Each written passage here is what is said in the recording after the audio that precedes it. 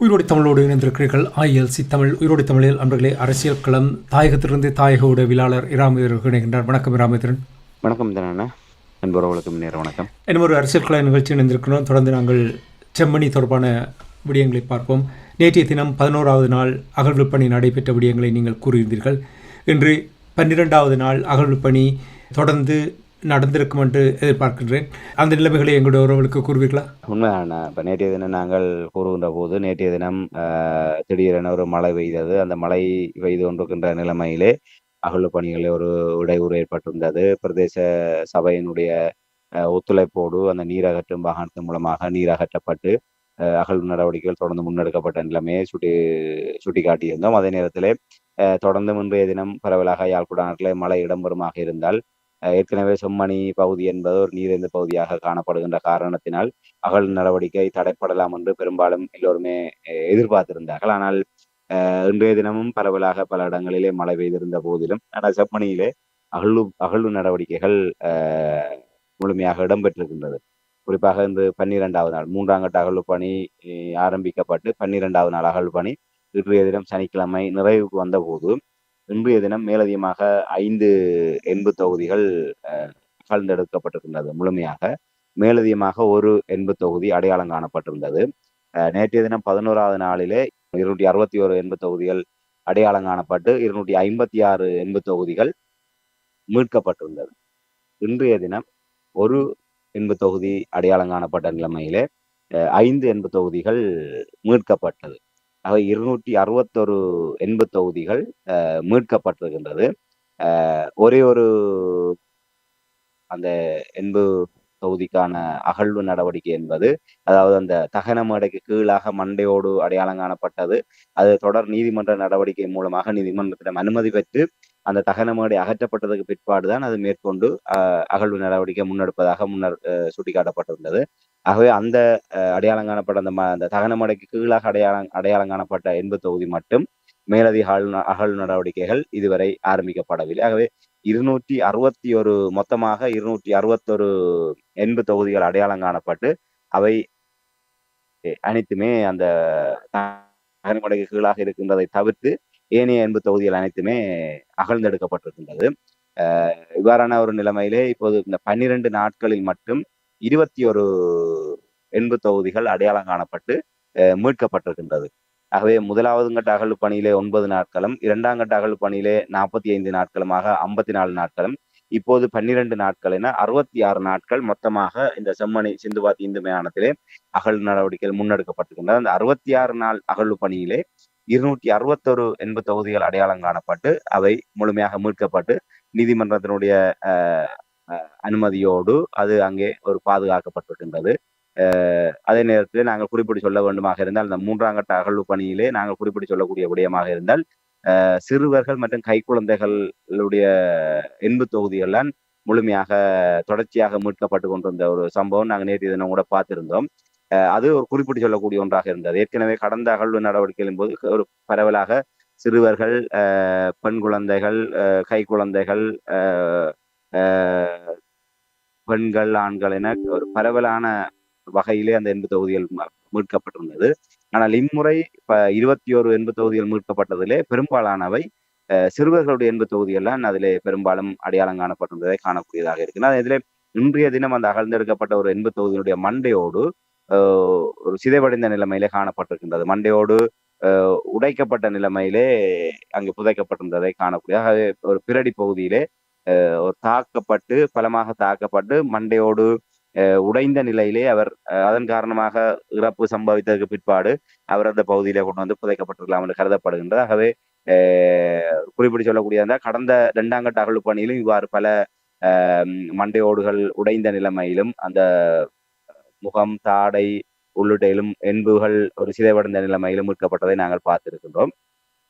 இப்போது முதல் முறையாக இந்த இன்றைய தினம் அந்த ஒரு எண்பு தொகுதியினுடைய மண்டையோடு ஒரு உடைந்த நிலையிலே வெடிப்புகளோடு மீட்கப்பட்டிருக்கின்றது. இதான் இப்போது ஒரு 12வது நாளிலே இன்றைய நிலம். சிறுவர்களுடைய எலும்பு துண்டுகள் அடையாளம் காணப்பட்டவுடன் அந்த அப்பாவி குழந்தைகள் நாளைய தினம் தொடர்ந்து இந்த அகழ்வு பணி நடக்குமா? உண்மை வழக்கமாக நாளைய தினம் ஞாயிற்றுக்கிழமைகளில் அகழ்வு பணிகள் என்பது இடைநிறுத்தப்பட்டு ஓய்வு நாளாக விடப்பட்டு மறுநாள் திங்கட்கிழமை அகழ்வு நடவடிக்கை முன்னெடுக்கப்படுவது வழக்கம். ஆனால் இன்றைய தினத்தோடு இந்த 3ஆம் கட்டத்தினுடைய முதலாம் கட்ட அகழ்வு பணி நிறைவுக்கு வந்திருப்பதாக இன்றைய தினம் வழக்கறிஞர் அது தொடர்பாக அறிவித்திருக்கின்றார்.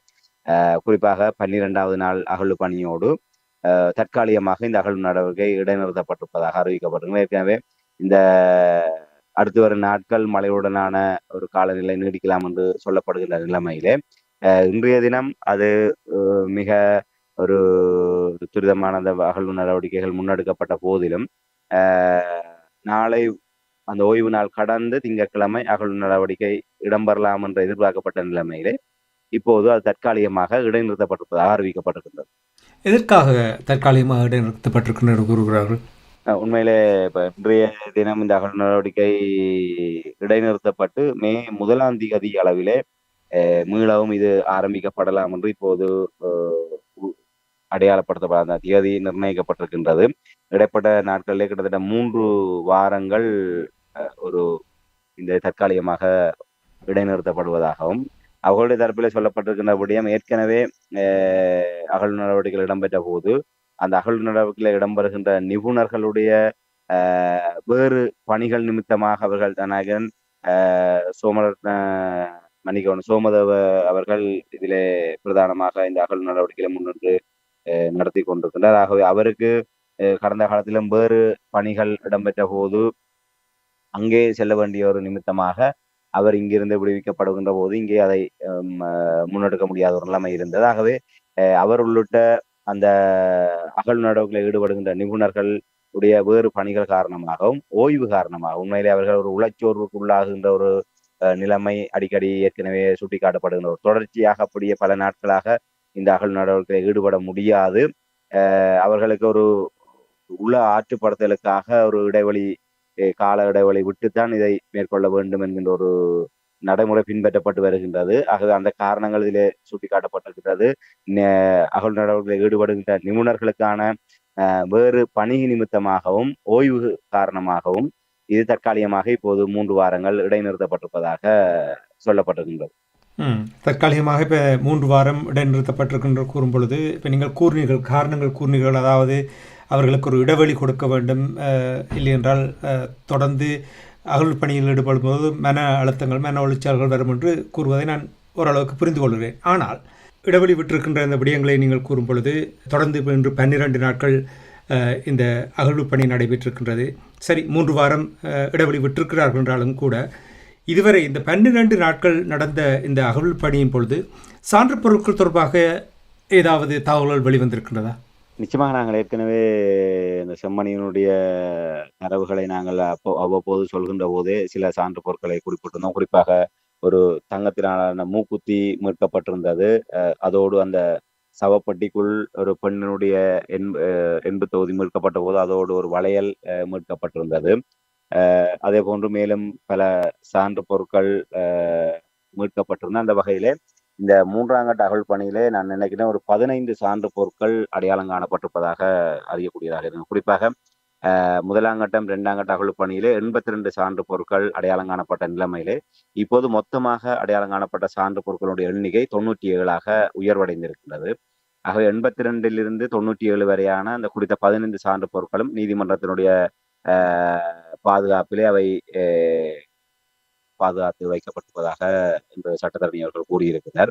அதுல குறிப்பாக ஒரு மூக்குத்தி, வளையல், மற்ற ஒரு மஞ்சள் நிற வளையலுடைய ஒரு பகுதி, மற்றும் ஒரு சிவப்பு நிற கயிறு, நாணய குட்டிகள் மற்றும் அந்த கருப்பு நிற சாம்பல் குவியலோடு காணப்பட்ட இந்த எண்பு துகள்கள், அந்த விடயங்கள், இப்படியான ஒரு 15 சான்று பொருட்கள் இந்த 3ஆம் கட்டத்தினுடைய முதலாவது கட்ட அகழ்வு பணியின் போது மீட்கப்பட்டிருக்கிறது. ஆகவே இந்த 12 நாட்களும் 21 எண்பு தொகுதிகள் அடையாளம் காணப்பட்டு மீட்கப்பட்டதோடு 15 சான்று பொருட்களும் அதிலே மீட்கப்பட்டு அங்கே மேலதிகமான ஆய்வுகளுக்காக அங்கே நீதிமன்றத்தினுடைய மேற்பார்வையிலே அவை பாதுகாப்பாக வைக்கப்பட்டிருப்பதாக அந்த இடத்திலிருந்து சட்டத்தரணியூடாக அந்த தகவல்கள் வெளிப்படுத்தப்பட்டிருக்கின்றது.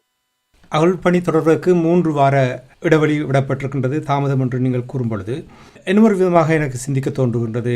நேற்று மழை வரும் என்று எதிர்பார்த்தீர்கள், ஆனால் மழை வரவில்லை. 12வது நாள் எந்த ஒரு இடைஞ்சலும் இல்லாமல் அகழ்வு பணி நடைபெற்றது. இப்போ 3 வார இடைவெளி என்று சொல்லும் பொழுது இதற்கு ஏதும் அரசியல் தலையீடு ஏதாவது இருக்கின்றதா என்று சிந்திக்க தோன்றுகின்றது. அவ்வாறு ஏதாவது உங்களால் அறியக்கூடியதாக இருந்ததா? உண்மையிலே இந்த அரசாங்கம் தொடர்ச்சியாக கூறி வருகின்றது, இந்த செம்மணி அகழ்வு பணியிலே எந்த விதமான தலையீடுகளையும் நாங்கள் ஏற்படுத்தவில்லை. கடந்த கால அரசாங்கங்களை விட தாங்கள் இந்த செம்மணி அகழ்வு பணியிலே முழுமையான ஒரு சுயாதீனமான நிலைமை உறுதிப்படுத்தியிருப்பதாக கூறி வருகின்றார்கள். அந்த வகையிலே இது ஒரு நீதிமன்றம் யாழ்ப்பாணம் மாவட்ட நீதவான் நீதிமன்றத்தினுடைய நீதவான் லென்குமார் அவர்களுடைய மேற்பார்வையிலே இந்த விடயங்கள் இப்போது முன்னெடுக்கப்பட்டு வருகின்றது. அது தவிர போலீசாரும் இந்த விடயத்திலே எந்தவித அரசியல் தலையீடும் இல்லாமல் ஒத்துழைப்புகளை வழங்கி வருவதாகவும் அரசாங்கம் கூறி வருகின்றது. இந்த அகழ்வு நடவடிக்கையிலே கொழும்பிலிருந்து வருகை தருகின்ற குற்றப்புலனாய்வு திணைக்களத்தினுடைய அதிகாரிகளும் இதிலே நேரிலே பிரசன்னமாகி இந்த அகழ்வு நடவடிக்கைகளை பார்வையிட்டு வருகின்றார்கள். அரசாங்கம் தொடர்ச்சியாக இந்த விடயங்களை கூறி வந்தாலும் ஒரு ஒரு கேள்வி எழத்தான் செய்கின்றது. என்றால் இந்த 3 வாரங்களுக்கு பின்னர் இது தொடருமா என்கின்ற ஒரு நிலை கூட ஒரு கேள்விக்குறியாக தான் இருக்கின்றது. என்றால் உண்மையிலே கடந்த ஆய்வுகளின் போது கூட இவ்வளவு பெரிய ஒரு கால இடைவெளி என்பது விடப்பட ஒரு ஓய்வுக்காக இல்லை வேறு விடயங்களுக்காக விடப்பட ஒரு 3 கிழமை ஒரு 12 நாட்கள் அப்போ கடந்த காலங்களில் எல்லாம் அது தொடர்ச்சியாக பல நாட்கள் ஆய்வுகள் இடம்பெற்றிருக்கின்றது.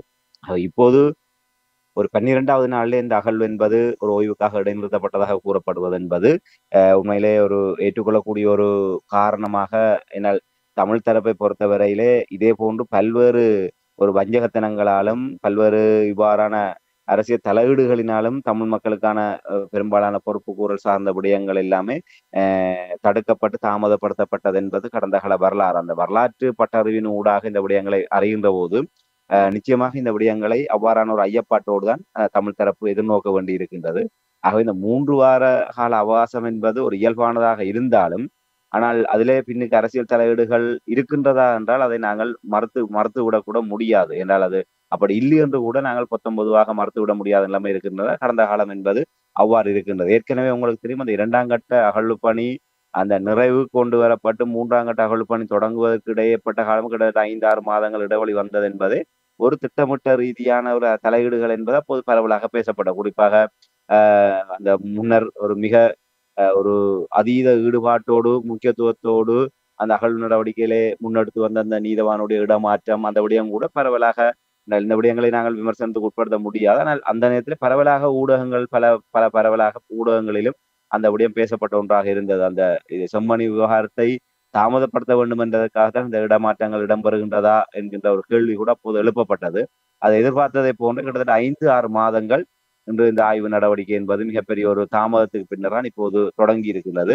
ஏற்கனவே இது 3ஆம் கட்ட அகழ்வு பணி எப்போதோ தொடங்கும் என்று தீர்மானிக்கப்பட்ட போது கூட உரிய காலப்பகுதியில் அதுக்கான நிதி விடுவிக்கப்படாது இருந்ததன் காரணமாக மேலும் ஒரு சில நாட்கள் வாரம் அது பின்னுக்கு அந்த அகழ்வு நடவடிக்கை நான் நினைக்கிறேன் ஏப்ரல் 21ஆம் தேதி அகழ்வு நடவடிக்கை ஆரம்பிப்பதாக முன்னர் தீர்மானிக்கப்பட்டது. ஆனால் அப்படி இருந்தும் அதுக்கான நிதி விடுவிக்கப்படாத காரணத்தால் 27ஆம் தேதி தான் கிட்டத்தட்ட ஒரு 6 நாட்கள் தாமதமாகத்தான் அகழ்வு நடவடிக்கை ஆரம்பிக்கப்பட்டது. ஆகவே இவர்கள் ஒரு சட்டப்படி வேலை செய்வதை போன்று ஒரு நுணுக்கமாக வெளியே தெரியாத அளவுக்கு சில தடைகள் தாமதங்களை ஏற்படுத்தி இந்த அகழ்வு நடவடிக்கையை தாமதப்படுத்துவதோ இல்லை இவ்வாறான ஒரு ஒரு இடைக்கால ஒரு ஓய்வை ஏற்படுத்துவதோ நிச்சயமாக சாத்தியமான ஒன்றாகத்தான் கருதப்படுகின்றது.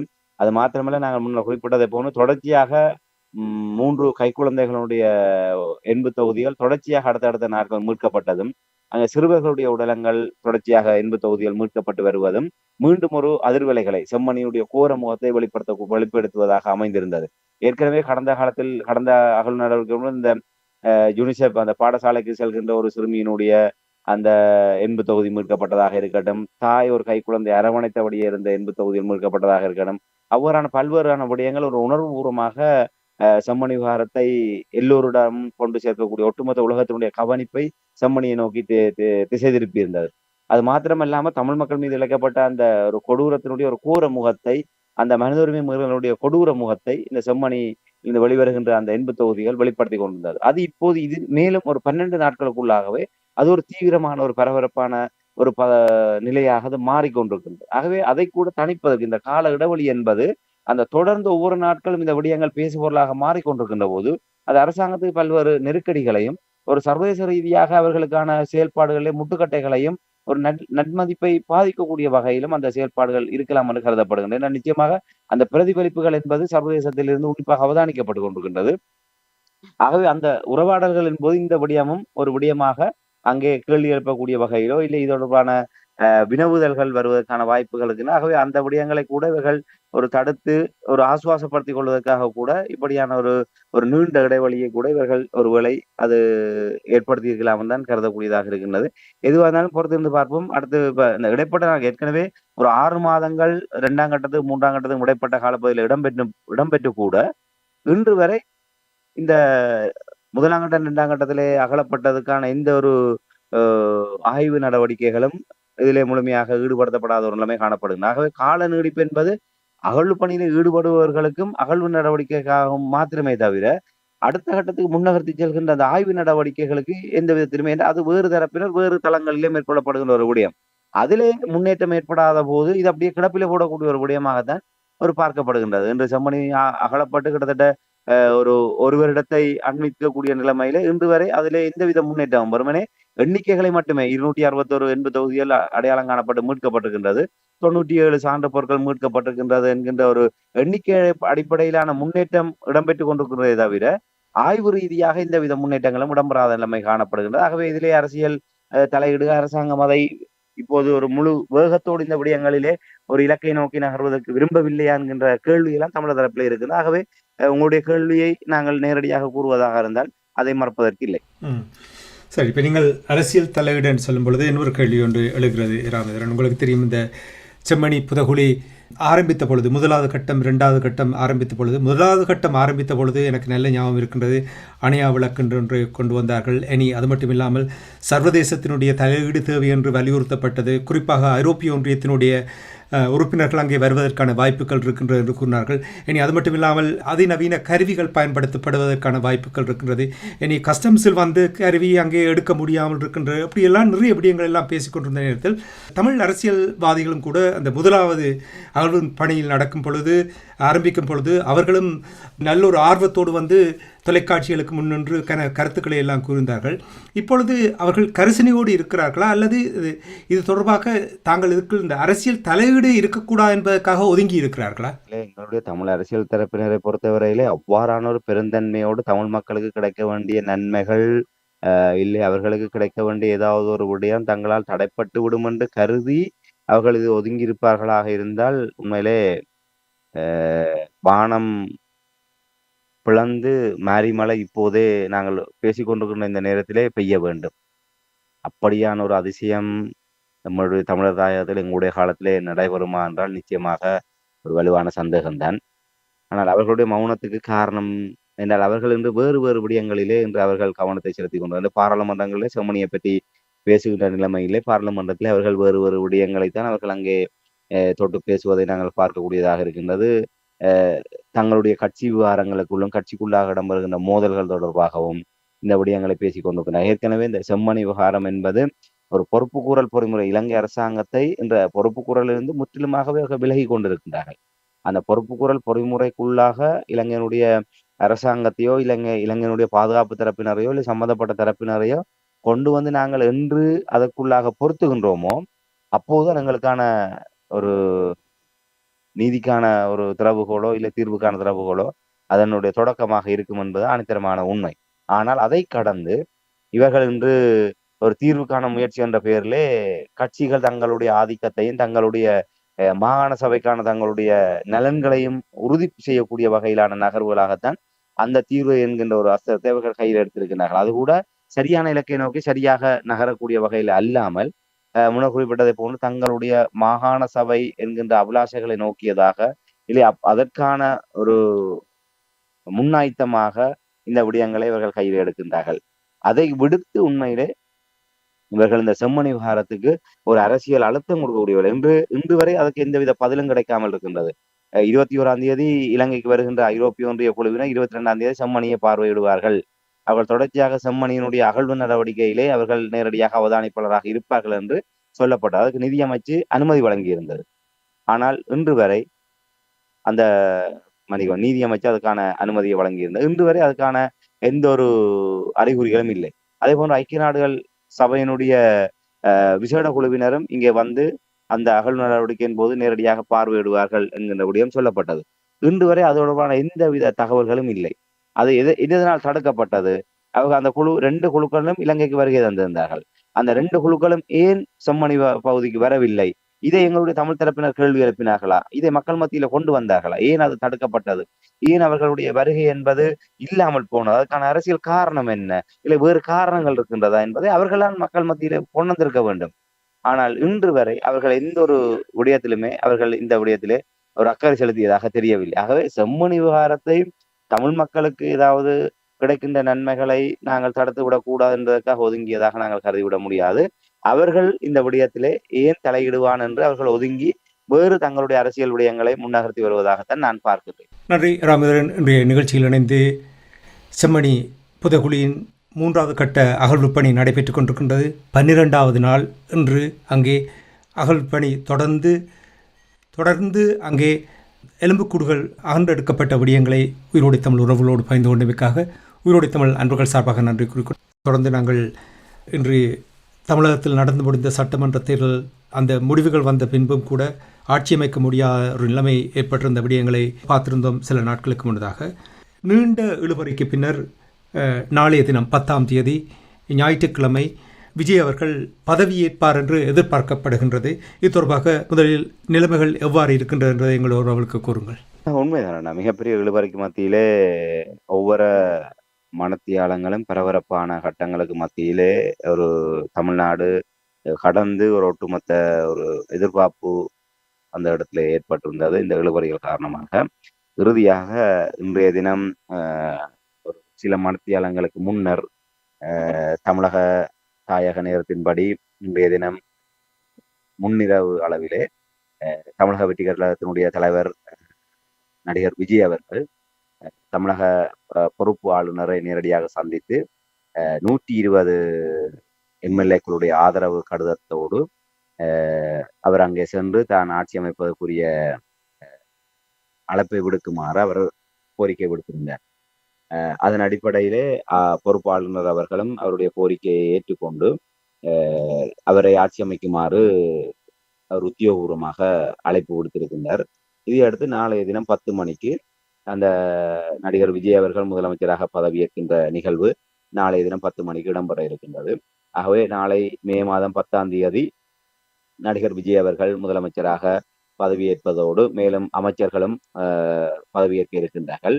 14ஆம் தேதிக்கு முன்னர் பெரும்பான்மையை இவர் நிரூபிக்க வேண்டும். இவர்கள் இப்போது ஆதரவு கடிதங்களைத்தான் இவர்கள் அங்கே வழங்கி இருக்கின்றார்கள். ஆகவே அந்த இடைப்பட்ட நாட்களில் 10ஆம் தேதி நாளைய தினம் முதலமைச்சராக விஜய் அவர்களும் கிட்டத்தட்ட ஒரு 10க்கும் மேற்பட்ட அமைச்சர்கள் நாளைய தினம் முக்கியமான அமைச்சுகள் பொறுப்பேற்கலாம் என்று சொல்லப்படுகின்றது. அதிலே தமிழக வெற்றிக் கழகத்தை சேர்ந்தவர்கள் இப்போது இவர்கள் நிபந்தனையற்ற ஆதரவை வழங்கியதாகத்தான் கூறியிருக்கின்றார்கள். அதாவது இடதுசாரி கட்சிகள் 4 எம்எல்ஏக்களும் ஒரு முஸ்லீம் கட்சி இந்தியன் லீக் முஸ்லீம் கட்சி 2 எம்எல்ஏக்களையும் விடுதலை சிறுத்தைகள் 2 எம்எல்ஏக்களையும் 8 எம்எல்ஏக்கள் இன்றைய தினம் இந்த ஆதரவை வழங்கியதன் ஊடாக அவர்கள் நிபந்தனைக்கு ஆதரவாக கூறியிருக்கின்றார்கள். காங்கிரஸ் முதல் முறையாக அவர்கள் சென்றிருக்கின்றார்கள். ஆனால் அவர்கள் அமைச்சுகள் பொறுப்பெடுப்பதற்கான வாய்ப்புகள் இருப்பதாக சொல்லப்படுகின்றது. எப்படி இருந்தாலும் ஒரு 10க்கும் மேற்பட்ட அமைச்சர்கள் நாளைய தினம் முதலமைச்சரோ விஜயோடு சேர்த்து அவர்கள் பொறுப்பேற்பார்கள். அதற்கு பின்னர் பெரும்பான்மையை நிரூபித்த சட்டமன்ற உறுப்பினர்கள் எல்லாம் பதவிகளை ஏற்று 14ஆம் தேதிக்கு முன்னர் அவர்கள் பெரும்பான்மையை நிரூபித்ததற்கு பிற்பாடு ஏனைய அமைச்சரவை விரிவாக்கம் இடம்பெறும் என்று இப்போது அறிவிக்கப்பட்டிருக்கின்றது. ஆகவே ஒரு நீண்ட இழுபறிகளுக்கு மத்தியிலே விஜய் அவர்கள் பொறுப்பேற்பாரா இல்லையா, ஒரு களம் வேறு விதமாக மாறியிருந்தது. அண்ணா திராவிட முன்னேற்ற கழகம் இணைந்து ஆட்சி அமைக்கப் போகின்றார்கள். விஜய் அவர்கள் பெரும்பான்மையை நிரூபிக்க முடியாத ஒரு நிலைமை இருக்கின்றது. ஒரு சிக்கல்கள் தொடர்கின்றது.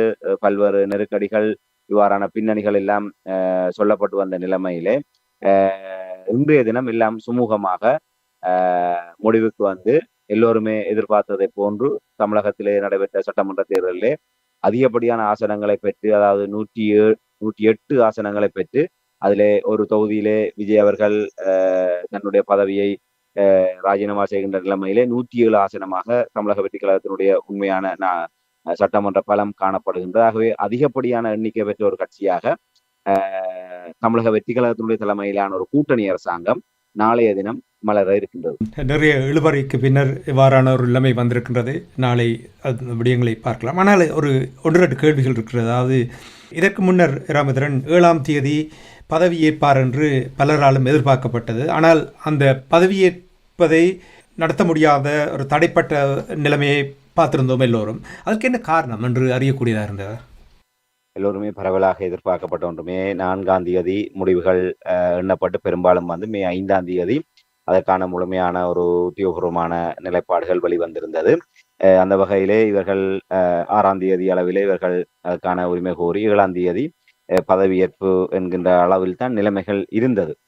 ஆனால் முதல் தடவையாக விஜய் அவர்கள் ஆளுநர் அவர்களை சந்தித்து பின்னர் ஆட்சி அமைக்க கோரிய முறைமை என்பது உண்மையிலே ஒரு அதாவது இருக்கின்ற ஏற்கனவே சட்ட ஏற்பாடுகளுக்கு மாறாக அமைந்ததுதான் இதுக்கு அடிப்படை காரணமாக சொல்லப்பட்டு வருகின்றது. உண்மையிலே சமூக வலைத்தளங்கள், பிரதான ஊடகங்கள் அனைத்திலுமே சொல்லப்பட்ட விடயம் பாரதிய ஜனதா கட்சி பின்னிருந்து ஆளுநர் ஊடாக விஜய் அவர்களை பொறுப்பேற்க விடாமல் தடுக்கின்றது, சதி செய்கின்றது என்பதாகத்தான் எல்லோருமே கூறினார்கள். அதாவது விஜய் அவர்கள் 107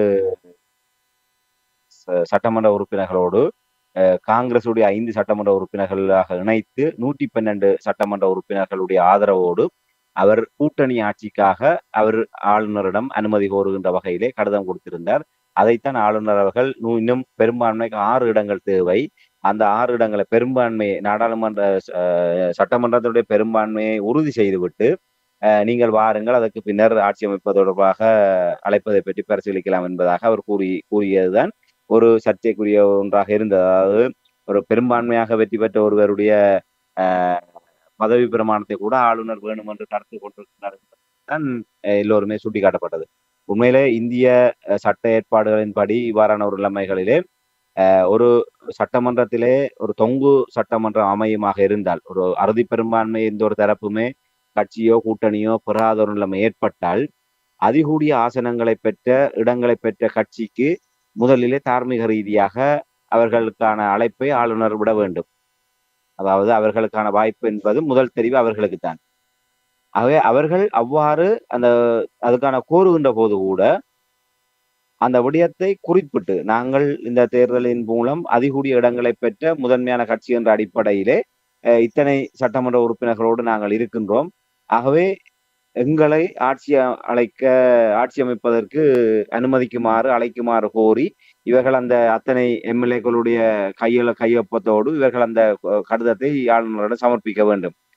ஆனால் இந்த வழமைக்கு மாறாக விஜய் தரப்பு காங்கிரஸ் கட்சியோடு சேர்த்து 112 சட்டமன்ற உறுப்பினர்களுடைய கையொப்பத்தோடு அவர்கள் அங்கே சென்று வழங்கியதுதான் சிக்கலுக்கான அடிப்படை என்று சொல்லப்படுகின்றது. முதலிலே தனிப்பெரும்பான்மை பெற்ற கட்சியாக இவர்கள் அணுகியிருந்தால் 7ஆம் தேதி இவர்களுக்கான பதவியேற்பு விழா இடம்பெற்றிருக்கும். அதற்கு பின்னர் ஒரு குறிக்கப்பட்ட நாட்கள் ஆளுநர் அவாசம் வழங்கியிருப்பார். அதுக்கு பின்னர் அவர்கள் பெரும்பான்மையை காட்டியிருக்க வேண்டும். அந்த விடயங்கள் எல்லாம் நடைபெற்றிருக்கும். ஆனால் இவர்கள் கூட்டணி ஆட்சிக்கான அனுமதியை கேட்டபோது, கூட்டணி ஆட்சி என்று சொன்னால் 118 காட்ட வேண்டும். 118 காட்டாத பட்சத்திலே ஆளுநரால் இவர்களால் அழைப்பு கொடுக்க முடியாது. ஆகவே 118 காட்டவில்லை, 112 தான் இவர்களுடைய எண்ணிக்கையாக இருக்கின்றது. ஆகவே இப்படியான ஒரு பெரும்பான்மை இல்லாத ஒரு தரப்புக்கு முதலமைச்சராக பதவியை பிரமாணம் செய்து வச்சு அரசாங்கத்தை அவர்களுடைய கையில கொடுத்தால், குதிரை பேரத்தின் மூலமாக ஏனைய உறுப்பினர்களை அவர்கள் வளைத்துக் கொள்வதற்கான வாய்ப்புகள் அதிகமாக இருக்கும் என்ற ஒரு விடயம் சுட்டிக்காட்டப்பட்டது.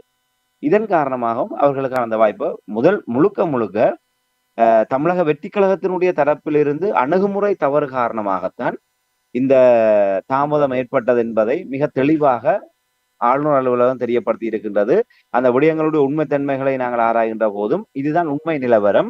இதை வைத்துக் கொண்டு இவர்கள் தங்களுக்கான ஒரு சாதகமான நிலைமை ஏற்படுத்துவதற்காக ஒரு மக்கள் மத்தியில் ஒரு அனுதாபத்தை ஏற்படுத்தக்கூடிய வகையிலே இவர்கள் அந்த சில நாட்களாக தொடர்ந்து அந்த பரப்புரை மேற்கொண்டார்கள், தங்களை பதவியேற்க விடாமல் தடுக்கின்றார்கள் என்று. இது அவர்களுக்கு நன்றாகவே பின்னர் அலசி ஆராய்ந்த போது அவர்களுக்கு நன்றாக தெரிந்த ஒரு விடயம் என்ற வகையிலே அவர்கள் மேலும் கூட்டணிக்கான பல்வேறு முயற்சிகளை எடுத்துக்கொண்டிருந்தார்கள். அவ்வாறான ஒரு நிலைமையில் தான் இன்றைய தினம் அது ஒரு இறுதி வடிவத்தை அடைந்து 120 என்கின்ற சட்டமன்ற உறுப்பினர்களுடைய ஆதரவோடு நடிகர் விஜய் அவர்கள் நாளைய தினம் பொறுப்பேற்க இருக்கின்றார். ம். இதன் பின்னணியில் எவ்வளவு இருக்கின்றதோ கடவுளுக்கு தான் தெரியும். நான் நினைக்கிறேன் கொஞ்சம் காலம் கடந்து செல்ல செல்ல எல்லாம் தெளிவாக வெளிவரும் என்று நம்பலாம். இதே நேரத்தில் இப்போ நீங்கள் இந்த விடயங்களை கூறும் பொழுது 3-4 தடவைகளாக ஆளுநர் அலுவலகத்துக்கு சென்று பல தடவைகள் இது தொடர்பாக கலந்துரையாடப்பட்டது.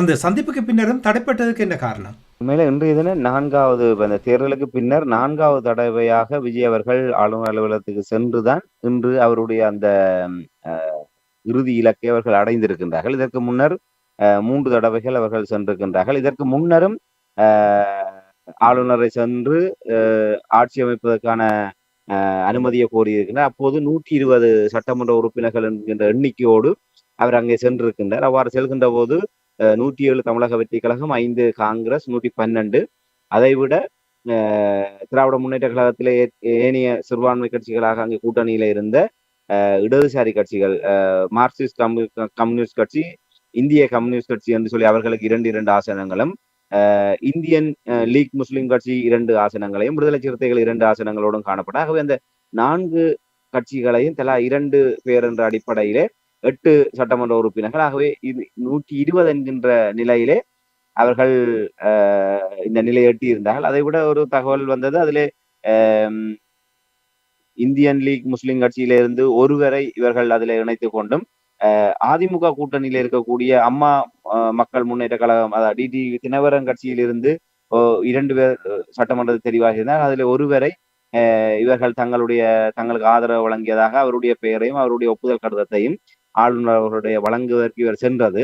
ஆனால் இவர் ஆளுநர் அலுவலகத்தை சென்று அந்த ஆதரவு கடிதத்தை வழங்குகின்ற தருணத்திலே இந்த கட்சிகள் மறுப்பு தெரிவிக்கின்ற ஒரு நிலைமை காணப்பட்டது. இடதுசாரி கட்சிகள் தங்களுடைய ஆதரவை உறுதிப்படுத்திய நிலைமையிலே விடுதலை சிறுத்தைகள் கட்சியும் இந்தியன் லீக் முஸ்லிம் கட்சியும் தாங்கள் தமிழக வெற்றி கழகத்துக்கு எந்த விதமான ஆதரவும் வழங்கவில்லை என்றும் அது ஒரு பொய்யான தகவல் என்றும் தாங்கள் திராவிட முன்னேற்ற கழக கூட்டணியோடு தாங்கள் தொடர்ச்சியாக பயணித்து வருகின்றோம் என்றும் ஸ்டாலின் அவர்களுடன் ஆலோசித்து அடுத்த கட்டம் தொடர்பாக முடிவெடுப்போம் என்பதாக அவர்கள் அறிவித்திருந்தார்கள்.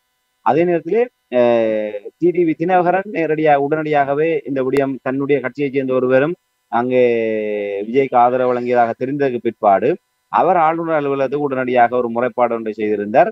தன்னுடைய வேட்பாளரை காணவில்லை, இவர்கள் கடத்தி விட்டார்கள், அவர்கள் தொடர்பு கொள்ள முடியவில்லை என்று. ஏற்கனவே தான் முதல் நாள் தன்னுடைய சக சட்டமன்ற உறுப்பினரிடம் கையெழுத்து பெற்றதாகவும், அதாவது விஜய் அவர்களுக்கு பெரும்பான்மை இல்லை, திராவிட முன்னேற்ற கழகமும் எதிர்கட்சியாக செயல்படுவேன் என்று கூறியிருக்கின்றது.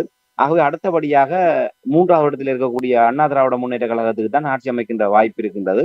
ஆகவே எடப்பாடி பழனிசாமி அவர்களை நீங்கள் ஆட்சி அமைப்பதற்கு அழைக்க வேண்டும், அப்போது அதுக்கான பெரும்பான்மை அவர் காட்டக்கூடிய ஒரு நிலைமை இருக்கும் என்று டிடிவி தினகரன் அவர்கள் ஆளுநர் அவர்களை நேரடியாக சந்தித்து ஒரு கோரிக்கை விடுத்திருந்தார். அதாவது தன்னுடைய கட்சியை சேர்ந்த சட்டமன்ற உறுப்பினரை இவர்கள் குதிரை பேரத்தின் மூலமாக இவர்கள் வளைத்திருக்க வேண்டும், இல்லை மோசடியாக அவருடைய போலியான கையெழுத்தின் மூலமாக அவருடைய ஆதரவை இவர்கள் பெற்றிருக்க வேண்டும் என்றால், நான் எடப்பாடி பழனிசாமி அவர்களை முதலமைச்சராக ஆட்சி அமைப்ப அழைப்பு கொடுக்க வேண்டும் என்ற ஆதரவு கடிதத்திலே அவரும் என்னோடு இணைந்து கையெழுத்து வைத்திருந்தார். அந்த கடிதத்தையும் அவர் அங்கே ஆளுநரிடம் வழங்கியிருந்தார்.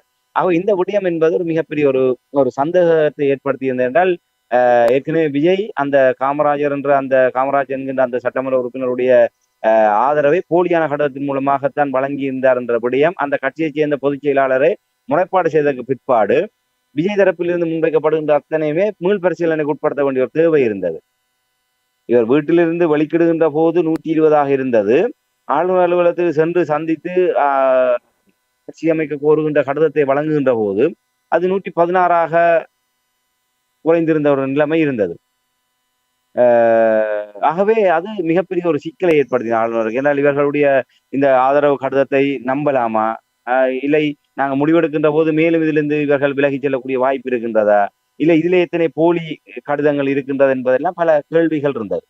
அதன் காரணமாகத்தான் இந்த குழப்பங்கள் இந்த 2-3 சந்திப்புகளிலே கடந்த நாட்களிலே மிகப்பெரிய ஒரு குழப்பங்கள் எல்லாம் இடம்பெற்று மாறி மாறி பரவு. நேற்றைய தினம் முழுக்க இந்த டிடிவி தினகரன் கட்சியினுடைய சட்டமன்ற உறுப்பினரை கடத்தி விட்டார்கள், குதிரை பேரத்தின் மூலமாக அவரை எங்கோ ஒன்றை கடத்தி வைத்திருக்கின்றார்கள் என்பதாக எல்லாம் கூறப்பட்ட நிலைமையில அவர் மீண்டும் வந்து டிடிவி தினகரனோடு ஊடகங்களை சந்தித்ததெல்லாம் நடைபெற்றது. ஆகவே இந்த இழுபறிகள்லாம் மிகப்பெரிய ஒரு முக்கிய காரணமாக இருந்தது. அது மாத்திரமல்லாமல் இப்போது இன்றைய தினம் விஜய் அவர்கள் அங்கே செல்கின்ற போது தனக்கு ஆதரவு வழங்கக்கூடிய ஒவ்வொரு கட்சியினுடைய பிரதிநிதிகளையும் அவர் அங்கே ஆளுநர் அலுவலகத்துக்கு அழைத்து சென்று அவர்களோடு இணைந்ததாக அந்த ஆட்சி அமைக்க கோருகின்ற கடிதத்தை ஆளுநரிடம் வழங்கியிருந்தார். ஆகவே அந்த கட்சிகளுடைய பிரதிநிதிகளும் அந்த இடத்துல இருந்ததன் காரணமாக ஓரளவு இந்த சர்ச்சைகள் முற்று பெற்று அந்த 120 எம்எல்ஏக்களுடைய ஆதரவோடு ஆட்சி அமைக்க கோருகின்ற விஜய் அவர்களுடைய கோரிக்கையை ஏற்றுக்கொண்டு நாளைய தினம் அவர்களுக்கு பதவி பிரமாணம் செய்து வைத்து தமிழக வெற்றி கழக தலைமையிலான கூட்டணி நாளைய தினம் அரசாங்கம் பொறுப்பேற்க இருக்கின்றது. நிறைவாக இப்ப நிறைய இழுபறிகள் கடந்த 4 நாட்களாக நீங்கள் பார்த்தீர்கள் என்றால் மாறி மாறி ஒவ்வொரு கட்சி அலுவலகத்துக்கு செல்வதும் போவதும் வருவதுமாக இருந்திருக்கின்ற இந்த நேரத்தில் உங்களுக்கு தெரியும், தேர்தல் பிரச்சாரம் காலங்களில் திமுகவுக்கு எதிராக பிரச்சாரம் செய்தது விஜயனுடைய இந்த கட்சி. இப்பொழுது நீங்கள் பார்த்தீர்கள் என்றால் இந்த தொங்கும் நாடாளுமன்றத்தில் கிட்டத்தட்ட 13 எம்எல்ஏக்கள் இந்த கூட்டுக்கு ஆதரவு வழங்குகிறார்கள். என்னுடைய கேள்வி என்னவென்றால், சரி, இப்பொழுது தற்காலிகமாக இந்த பிரச்சனை முடிவுக்கு வந்துவிடும், விஜய் அவர்கள் பதவி ஏற்று விடுவார்கள். ஆனால் சிக்கல் என்னவென்றால், விஜய் அவர்கள் விரும்பிய மாதிரி ஆட்சி அமைக்க முடியுமா அல்லது நெருக்குவாரங்கள் ஏற்படுமா சில வாரங்களில் சில மாதங்களில் என்று நீங்கள் எதிர்பார்க்கிறீர்களா? உண்மையில் அவ்வாறான ஒரு நிலைமை தான் எதிர்பார்க்கப்படுகின்றது. என்னால் இந்த அரசாங்கம் ஒரு நிலையாக செல்லுமா என்கின்ற ஒரு கேள்விக்குறி இருக்கின்றது. என்றால் இந்த தேர்தல் களத்திலே திராவிட முன்னேற்ற கழகம், அண்ணா திராவிட முன்னேற்ற கழகம், தமிழக வெற்றி கழகம், நாம் தமிழர் கட்சி என்று ஒரு 4 முனை போட்டி நிலவியது. அதிலே தமிழக வெற்றி கழகத்தினுடைய பிரதான இலக்கு என்பது தீய சக்தி திராவிட முன்னேற்ற கழகத்தை ஆட்சியிலிருந்து அகற்ற வேண்டும் என்பதுதான் அவர்களுடைய பிரதான ஒரு பிரச்சாரத்திலே பிரதானமாக முதன்மைப்படுத்தப்பட்ட ஒரு விடயம். அப்படிப்பட்ட நிலைமையிலே திராவிட முன்னேற்ற கழக கூட்டணியிலே இருந்த அந்த 13 குறிப்பாக 5 கூட்டணி கட்சிகளைச் சேர்ந்த 13 சட்டமன்ற உறுப்பினர்களை உள்வாங்கியதாக இடம்பெறுகின்ற ஆட்சி என்பது இதுல திராவிட முன்னேற்ற கழகம் பங்கெடுக்காவிட்டாலும் திராவிட முன்னேற்ற கழக கூட்டணி தான் ஆட்சியில் இருக்கின்றது என்பதாக பார்க்கக்கூடிய அளவுக்கு தான் நிலைமை இருக்கின்றது. இது பல்வேறு கேள்விகளையும் எழுப்பி இருக்கின்றது. குறிப்பாக ஆரம்பத்திலே நடிகர் விஜய் அவர்கள் திராவிட முன்னேற்ற கழகத்தை வாரிசு அரசியல் என்கின்ற ஒரு விடயத்தை குறிப்பிட்டுத்தான் அவர் அதில் ஒரு காரணமாக குறிப்பிட்டிருந்தார். ஆனால் காங்கிரஸ் கட்சியை எடுத்துக்கொண்டால் அந்த காங்கிரஸ் கட்சியும் ஒரு வாரிசு அரசியலை முதன்மைப்படுத்திய ஒரு கட்சியாக தான் தேசிய ரீதியாக பார்க்கப்படுகின்றது. திராவிட முன்னேற்ற கழகமாவது 3 தலைமுறை அரசியல் காணப்படுகிறது. அங்கே கிட்டத்தட்ட 5 தலைமுறை அளவுக்கு ஜவஹர்லால் நேருவிலிருந்து தற்போதைய பிரியங்கா காந்தி, ராகுல் காந்தி வரை அவ்வாறான ஒரு 5 படிமுறை வாரிசு அரசியல் என்பது இப்போது அங்கு காங்கிரஸில கோலோச்சி கொண்டிருக்கிறது. ஆகவே அது எவ்வாறு சாத்தியம் என்கின்ற ஒரு கேள்வி. அதாவது வாரிசு அரசியலுக்கு எதிராகவே பிரதானமாக மக்களிடையே வாக்கை ஆணையை கோரிவிட்டு ஆட்சி அமைப்பதற்காக அவ்வாறான வாரிசு அரசியலில் ஊறிப்போன ஒரு கட்சியோடு ஆட்சி அமைப்பது என்பது மக்கள் மத்தியிலே ஒரு சில தரப்பினரால் அது ஒரு கேள்விக்குறியோடு பார்க்கப்படுகின்ற அவர்களுடைய நம்பகத்தன்மை கேள்விக்குள்ளாக்கப்படுகின்ற நிலைமை காணப்படுகின்றது.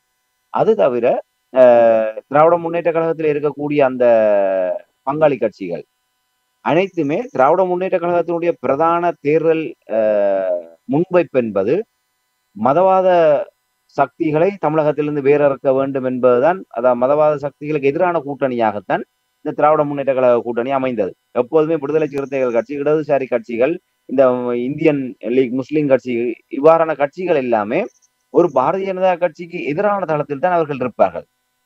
பாரதிய ஜனதா கட்சி என்பது ஒரு மதவாத கட்சியாக பார்த்துக்கொண்டு மதவாதத்துக்கு எதிரான தரப்புகளுடைய கூட்டணியாகத்தான் அவர்கள் தங்களை நியாயப்படுத்துவார்கள். ஆகவே இப்போது அந்த தரப்புகள் இப்போது விஜய் தரப்புக்கு ஆதரவு கொடுக்கின்றார்கள். ஆகவே விஜய் இந்த மாநிலத்துடைய முதலமைச்சராக இருந்து கொண்டு இந்த அரசாங்கத்தை முன்னெடுக்கின்ற போது மத்திய அரசாங்கத்திடமிருந்து வருகின்ற அழுத்தங்கள் என்பது நிச்சயமாக இந்த தரப்புகளினால் முற்றுமுழுதாக நிராகரிக்கக்கூடிய ஒன்றாகத்தான் இருக்கும். ஏன்னால் இவர்கள் பாரதிய ஜனதா கட்சிக்கு எதிரான கொள்கை நிலப்பாடு உடையவர்கள். பாரதிய ஜனதா கட்சியிலிருந்து வருகின்ற தலையீடுகள் எல்லாமே ஒரு மாநில உரிமைகளை கேள்விக்குள்ளாகக்கூடிய வகையிலும் ஒரு மத ரீதியான மத விடயங்களை மேம்படுத்தக்கூடிய வகையிலான தலையீடுகளாகத்தான் இருக்கும். அவ்வாறு வருகின்ற போது அதை விஜய் அவர்கள் எதிர்த்தால் அவருடைய மத்திய அரசினுடைய எதிர்ப்பை சம்பாதிக்க வேண்டி வரும். ஆதரித்தால் ஆதரவு வழங்கிய கூட்டணி கட்சிகளுடைய எதிர்ப்பை சம்பாதிக்க வேண்டியிருக்கும். ஆக அவர்களுக்கு இருதலை கொள்ளி எறும்பினுடைய நிலையாக அவருக்கு ஒரு மிகப்பெரிய ஒரு சிக்கலான நிலைமை இருக்கும். சொல்வதை போன்று நித்திய கண்டம் பூர்ண ஆயுஸ் என்பதை போன்றுதான் இவர் எப்போதுமே தினம் தினம் செத்து செத்து பிழைக்க வேண்டிய ஒரு நிலைமை ஏற்படும். மற்றது இந்த நாளைய தினம் பதவியேற்றதுக்கு பிற்பாடு தான் தெரியும். தற்போது வரை காங்கிரஸை தவிர்த்து இடதுசாரி கட்சிகள் 2 மற்றும் விடுதலை சிறுத்தைகள், இந்தியன் லீக் முஸ்லிம் கட்சி ஆகிய 4 தரப்புகளும் வெளியிலே இருந்து நிபந்தனையற்ற ஆதரவு என்கின்ற ஒன்றைத்தான் கூறியிருக்கின்றார்கள். வெளியிலிருந்து நிபந்தனையற்ற ஆதரவு என்று சொன்னால், தங்களுக்கு ஏற்புடையதல்லாத ஒரு விடயத்திலே இந்த அரசாங்கம் ந செயல்படுமாக இருந்தால், உடனடியாக தங்களுடைய ஆதரவை அவர்கள் விலக்கிக் கொள்வதற்கான வாய்ப்புகள் இருக்கின்றது. காங்கிரஸ் இப்போது வரை அமைச்சரவையிலே பங்கெடுப்பதற்கான வாய்ப்புகள் இருக்கின்றது. இவர்கள் அமைச்சரவை பற்றி விடுதலை சிறுத்தைகள் கட்சி கூட துணை முதலமைச்சர் மற்றும் முக்கியமான அமைச்சு பதவி தங்களுக்கான ஒரு நிபந்தனையாக முன்வைத்தனால், இறுதியாக அவர்கள் ஆதரவு வழங்கினால்தான் ஆட்சி அமைக்க முடியும் என்கின்ற அளவிலே நிலைமை இருந்தது. ஆக அவர்கள் இறுதியாக நேற்றைய தினம் ஆதரவு வழங்கியதாக இருந்து இன்றைய தினம் என்று இழுபறிப்பட்ட போதே இடையில பேச்சு வந்தது. துணை முதலமைச்சர் பதவியை கோருகின்றார்கள், ஒரு அமைச்சு பதவியை கோருகின்றார்கள் என்று. அடுத்ததாக மாநிலங்களவையிலே ஒரு எம்பி பதவியையும் அவர்கள் இப்போதே உத்தரவாதத்தை பெற்றுக்கொள்ள வேண்டும் என்பதாக கூறப்பட்டது. ஆனால் இன்று வெளிப்படையாக சொல்லப்பட்ட 2 தரப்பிலும் சொல்லப்பட்டபடியே நிபந்தனையற்ற முறையிலே வெளியிலிருந்து ஆதரவு என்பதாக சொல்லப்பட்டிருக்கின்றது. நாளைய தினம் அமைச்சரவை பதவியேற்று இந்த அரசாங்கம் முழுமையாக செயல்படுகின்ற போதுதான் இவர்களும் இந்த கட்சிகளும் அமைச்சரவையில பங்கெடுத்து விட்டால் இவர்கள் நினைத்த பாட்டிலே வெளியேறிவிட முடியாது. ஆனால் வெளியிலிருந்து ஆதரவு கொண்டு வருகின்ற போது இந்த அரசாங்கத்துக்கு மிகப்பெரிய ஒரு சிக்கல் ஒன்று இருக்கின்றது. அதை விட ஒரு விமர்சனம் முன்வைக்கப்படுகின்றது. திராவிட முன்னேற்ற கழகத்தினுடைய தலைவர் மு.க.ஸ்டாலின் அவர்களுடைய ஒப்புதலோடு வேணால் இந்த காங்கிரஸ் முற்றிலுமாகவே திமுகவோடு உறவை துண்டித்து விட்டு இங்கு வந்திருக்கின்றது. இந்த 4 கட்சிகளும் நாங்கள் வெளியிலிருந்து ஆதரவு வழங்கினால் திராவிட முன்னேற்ற கழகத்தோடு தங்களுடைய உறவு தொடரும் என்ற ஒரு விடயத்தை அவர்கள் கூறியிருக்கின்றார்கள். இது ஒரு நெருடலான ஒன்றாக இருக்கின்றது. ஏனால் மு.க.ஸ்டாலின் அவர்களுடனான உறவு என்பது நிச்சயமாக இப்ப அவர் வெளிப்படையாக கூறியிருக்கின்றார், விஜய் அவர்களுக்கு வாழ்த்து கூறி இந்த அரசாங்கம் இந்த மக்கள் நலத்திட்டங்களை எல்லாம் இடையறிந்து போகாது தொடர்ந்து செயல்பட வேண்டும், அதற்கான வாழ்த்துக்களை ஆதரவை தெரிவிப்பதாக கூறியிருக்கின்றார். தாங்கள் ஆட்சி அமைப்புக்கு எந்தவித இடையூறையும் ஏற்படுத்த மாட்டோம் என்று கடந்த நாட்களிலிருந்து கூறி வருகின்றார். ஆனால் எப்படி இருந்தாலும் ஒரு இத்தனை ஆண்டு கால தங்களுடைய சாம்ராஜ்யம் சரிபடைந்திருக்கிற நிலைமையிலே அதை வீழ்த்தியோர் தரப்பினுடைய ஆட்சி சுமூகமாக செல்வதை இவர்கள் ஒருபோதுமே விரும்ப மாட்டார்கள் என்பது சாதாரண மனித இயல்பு. ஏனால் அவர்கள் சாதாரணமாக சரி பரவாயில்லை, சீமானுடைய நாம் தமிழர் கட்சியை போன்று மக்கள் ஏற்றுக்கொண்டால் நாங்கள் அவர்களுக்கான ஆட்சி செய்வோம், இல்லை என்று சொன்னால் நாங்கள் மீண்டும் முயற்சி செய்வோம் என்பதாக திருப்தி அடையக்கூடிய தரப்புகள் அல்ல. கிட்டத்தட்ட ஒரு 60 ஆண்டுகளாக ஒரு மு கருணாநிதி அவர்களுடைய காலத்திலிருந்து தற்போதைய உதயநிதி ஸ்டாலின் வரை அவர்கள் தங்களுடைய எதிர்கால அரசியல் அடுத்தடுத்த தலைமுறைகளுக்கு ஏற்றவாறு ஒரு நீண்டகால இலக்கோடு அவர்கள் அரசியலில் தங்களை தகவமைத்து வைத்திருப்பவர்கள். அது சார்ந்து பல ஆயிரக்கணக்கான கோடி சொத்துக்களையும் முதலீடுகளையும் அவ்வாறாக இவர்கள் உருவாக்கி வைத்திருப்பவர்கள். ஆகவே தங்களுக்கு எதிராக ஒரு தரப்பு, தங்களை வீழ்த்தி ஒரு தரப்பு அரசியலிலே பலம் பெற்று வருவது என்பது தங்களுடைய எதிர்கால அரசியல் கனவுகளுக்கு மிகப்பெரிய பாதிப்பான ஒன்றாக இவர்கள் நிச்சயமாக கருதுவார்கள். ஆகவே தங்களுடைய கூட்டணியோடு தொடர்பில் இருக்கக்கூடிய இந்த கட்சிகளை வைத்துக் கொண்டு திராவிட முன்னேற்ற கழகம் இவர்களுடைய கடிவாளம் என்பது ஸ்டாலினுடைய கையில் தான் இருக்க போகின்றது என்பதாக இப்போது பேசப்படுகின்றது. ஆகவே அதை மறுப்பதற்கு கூட இல்லை. ஆகவே விஜய் அவர்கள் ஒரு சந்தர்ப்ப சூழ்நிலையாக ஆட்சி அமைத்தே ஆக வேண்டும் என்ற கட்டாயம், பேயோடு பிசாசோடு இணைந்து பெரும்பான்மையை காட்டி ஆட்சி அமைத்து விட வேண்டும் என்கின்ற அளவில் தான் இருக்கின்றார்கள். இன்று இவர்கள் கூறுகின்ற ஒரு விடயம், மதவாத கட்சி உள்ளே வந்து விடக்கூடாது, இல்லை மதவாத கட்சியான பாரதிய ஜனதா கட்சி பின்கதவு வழியாக ஆளுநர் ஊடாக குடியரசுத் தலைவருடைய ஆட்சியை இங்கே கொண்டு வந்து விடக்கூடாது என்பதற்காகத்தான் நாங்கள் இந்த ஆதரவை விஜய் அவர்களுக்கு வழங்குகின்றோம் என்று. ஆகவே அதுல எல்லா விடயத்திலுமே பாரதிய ஜனதா கட்சிக்கு எதிராகவும் பாரதிய ஜனதா கட்சியினுடைய மாநில உரிமை மீதான தலையீட்டுக்கு எதிராகவும் தான் நாங்கள் இந்த ஆதரவை வழங்குகின்றோம் என்று கூறுகின்ற போது, உங்களுக்கு தெரியும், எடப்பாடி பழனிசாமி அவர்கள், பன்னீர்செல்வம் அவர்கள் முதலமைச்சராக இருந்த காலத்தில் எல்லாம் இவர்களுடைய அரசியல் பலகீனத்தை காரணமாக வைத்துக் கொண்டு மத்திய அரசாங்கம் பல்வேறு நெருக்குவாரங்களை கொண்டு வந்து பல்வேறு விடயங்களை தமிழக அரசின் மீது திணித்தது. அது அவர்களுக்கான ஒரு எதிர்மறையான விடயமாக தமிழ் மக்கள் மத்தியிலே கொண்டு வரப்பட்ட தமிழ்நாட்டு மக்கள் மத்தியிலே. அது மட்டுமல்ல, இவர்களுடைய அரசியல் உறுதிப்பாட்டை கூட கேள்விக்குள்ளாக்கியது. ஒரு ஆண்மையோடு தமிழகத்தினுடைய உரிமைக்காக நின்று குரல் கொடுக்க முடியாது, மத்திய அரசாங்கத்தினுடைய அடிமைகளாக இல்லை அவர்களுடைய அழுத்தங்களுக்கு அடிபணியக்கூடிய தரப்பாக இவர்கள் செயல்படுகின்றார் என்ற விமர்சனம் என்பது பரவலாக முன்வைக்கப்பட்டது.